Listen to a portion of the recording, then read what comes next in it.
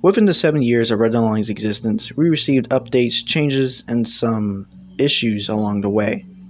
Now, if we were to go back in time, there is actually a lot of differences in the online beta. In this video, I'm going to be discussing the forgotten differences that existed in Red Dead Online's beta. So let's go ahead and get started with the video. Enjoy!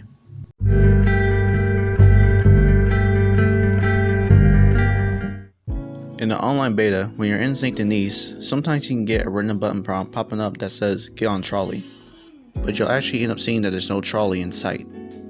If you end up pressing it, it will send you into the middle of nowhere. Or maybe this place is Tahiti.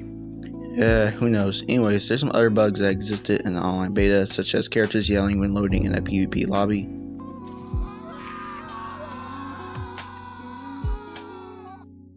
And also random burnt boats spawning in free roam.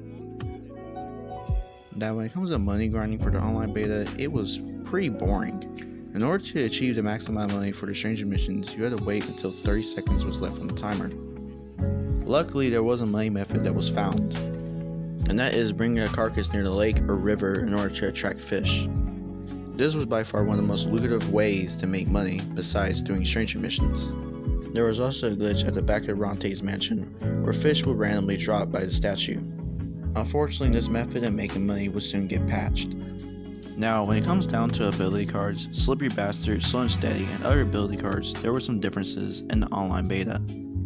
Starting off with the ability card Peak Edition, inflicting damage used to be based off the percentage of your stamina bar. Within the Frontier Pursuits update, this ability card was buffed to where now it depends on your current stamina bar, and sprinting would use less stamina. The Gift of Focus, the effects were exactly the same except for one downside: you dealt less damage using this ability card.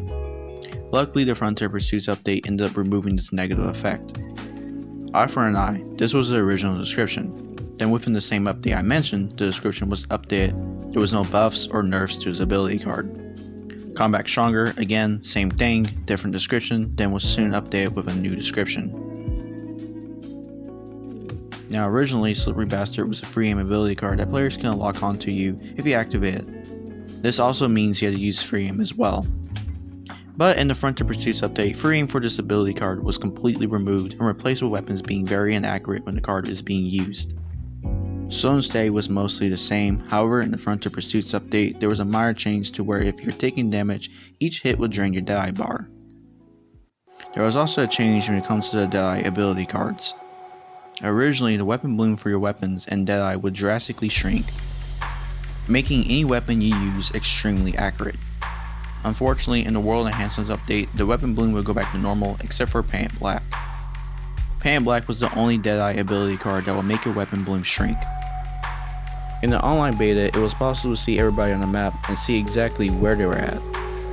It was following the exact same format that originally came from GTA Online, but eventually this will soon get changed, as now the only way to see players on the map is by getting near the location they're currently at or being in a posse.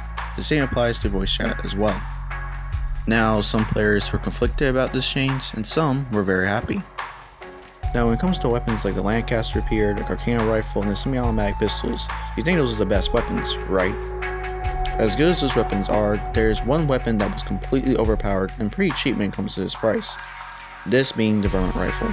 Whenever you play PvP in free roam or in a game mode, a lot of players were using this weapon. The problem with the Vermint Rifle was not the damage, it was how fast you could headshot players with barely any little fall off damage. Combine this with Slow and Steady, and you became an overpowered, bullet spongy Vermint Rifle player. It took some time, but luckily it would soon get nerfed to the point where headshotting players was impossible. One of the most memorable issues in the Red Dead Online beta is the economy. The economy was just completely inflated when it comes to weapons. Just imagine having to save up $2,000 just to dual wield Mauser pistols. It was already hard enough to save up on the higher level horses due to the payments being absolutely terrible. Due to the controversy, eventually Rockstar will lower the prices on the weapons. But Rockstar will also end up nerfing the amount you will earn from hunting animals or selling jewelry. They wanted to incentivize you playing stranger missions due to them buffing the payouts. If you had a hard time making some gold, there was always another option. That will require gold to purchase. Do you have some? And that is all for this video. Hopefully you enjoyed it. and as always, stay tuned for more.